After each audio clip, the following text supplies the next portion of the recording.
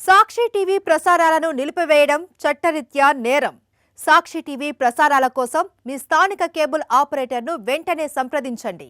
డిటిహెచ్లో ఇంటర్నెట్లో కూడా సాక్షి టీవీ ప్రసారాలను వీక్షించవచ్చు. మోంతా తుఫాన్ అన్నదాతకు గుండె కోత మిగిల్చింది. ఈదురుగాలులు భారీ వర్షాల దాటికి చేతికందొచ్చిన పంటలు నీళ్లపాలైపోయాయి. ముంచెత్తిన వానలు ఈదురుగాలులతో పంటలకు తీవ్ర నష్టం వాటిల్లింది. అప్పు చేసి పంటలు సాగు చేసిన రైతన్నకు నష్టాన్నే మిగిల్చింది విపత్తు. కళ్ల ముందే సర్వం ముంచేసిందని రైతులు కన్నీటి పర్యంతమవుతున్నారు. తుపాను ప్రభావం కంటే సర్కార్ నిర్లక్ష్యంతోనే తీవ్ర నష్టమని ఆగ్రహం వ్యక్తం చేస్తున్నారు. మోంతా తుఫాను రాష్ట్రంలో రైతులను నిలువున ముంచేసింది. వరి, మొక్కజొన్న, అరటి, పత్తి తదితర పంటలకు, ఉద్యాన తోటలకు తీరని నష్టం వాటిల్లింది. ఎక్కడ చూసినా పడిపోయిన అరటి తోటలు, నేల కొరిగిన వరి పనలే దర్శనమిస్తున్నాయి. కూరగాయల పంటలు పూర్తి స్థాయిలో తుడిచిపెట్టుకుపోవడంతో రైతులు ఆవేదన వర్ణనాతీతంగా మారింది. చేలను ముంచెత్తిన నీళ్లు ఇంకా బయటకు వెళ్లలేదు. ఫలితంగా పంట ఇంకా నీళ్లలోనే మునిగిపోతుంది. నీట మునిగిన, నేల కొరిగిన పంటలను కాపాడుకునేందుకు రైతులు అష్టకష్టాలు పడుతున్నారు.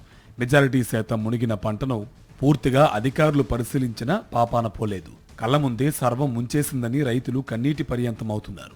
మరోవైపు మోంతా తుఫాను వల్ల కలిగిన నష్టం కన్నా అధికారులు, ప్రభుత్వం కలిసి రైతులకు పెడుతున్న కష్టమే వారికి ఎక్కువగా బాధ పెడుతుంది. కళ్ల ముందు పంట నష్టపోయి పొలం గట్టున నీళ్లు నిండిన కళ్ళతో నిలబడి తమను ప్రభుత్వం ఆదుకోపోతుందా అనే ఆశతో రైతులు చూస్తుంటే అధికారులు అలా వచ్చి పైపైన చూసి అబ్బే ఇది పరిహారం చెల్లించాల్సిన నష్టం కాదు, దీనికి ఏమాత్రం పరిహారం రాదన్నట్టుగా చులకనగా చూసి వెళ్లిపోతున్నారని రైతులు ఆవేదన వ్యక్తం చేస్తున్నారు. తుఫాను పంట నష్టాన్ని లెక్కించే క్రమంలో అధికారులు ఇక ప్రామాణికతను నిర్ధారించారు. రైతు వేసిన మొత్తం పంటలో 30% నష్టం జరిగితేనే దానికి పరిహారం ఇవ్వదగిందిగా లెక్కలోకి వేస్తున్నారు. అంతకన్నా తక్కువ నష్టం జరిగితే పైసా కూడా పరిహారం రాదు. ఈ మేరకు ప్రభుత్వం దిశానిర్దేశం చేసినట్లు తెలిసింది. దీంతో తుఫాను ప్రభావం కంటే సర్కారు నిర్లక్ష్యంతోనే తీవ్ర నష్టమని ఆగ్రహం వ్యక్తం చేస్తున్నారు రైతన్నలు.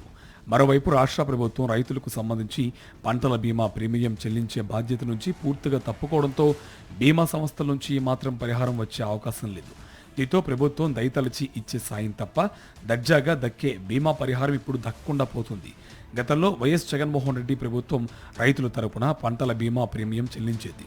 దీంతో ఏదైనా విపత్తుల్లో పంటలకు నష్టం వస్తే సదరు బీమా సంస్థలు ఇన్సూరెన్స్ కింద పరిహారం చెల్లించేవి. ఈ క్రమంలో గత ప్రభుత్వ కాలంలో రాష్ట్రంలోని మొత్తం 54.55 లక్షల మంది రైతులకు 7,802 కోట్లు బీమా రూపంలో వచ్చింది. ఇప్పుడు చంద్రబాబు ప్రభుత్వం బీమా చెల్లించకపోవడంతో కేవలం పంట రుణాలు తీసుకున్న రైతులకు మాత్రమే సదరు బ్యాంకులు బీమా ప్రీమియం చెల్లించడంతో కేవలం 19 లక్షల మందికి మాత్రమే అరకొరగా పరిహారం దక్కే అవకాశం ఉంది. ఈ లెక్కన మిగతా వారు పూర్తిగా నష్టపోయినట్టే అని అధికారులు స్పష్టం చేస్తున్నారు. సాక్షి టీవీ ప్రసారాలను నిలిపివేయడం చట్టరీత్యా నేరం. సాక్షి టీవీ ప్రసారాల కోసం మీ స్థానిక కేబుల్ ఆపరేటర్ను వెంటనే సంప్రదించండి. డిటిహెచ్లో ఇంటర్నెట్లో కూడా సాక్షి టీవీ ప్రసారాలను వీక్షించవచ్చు.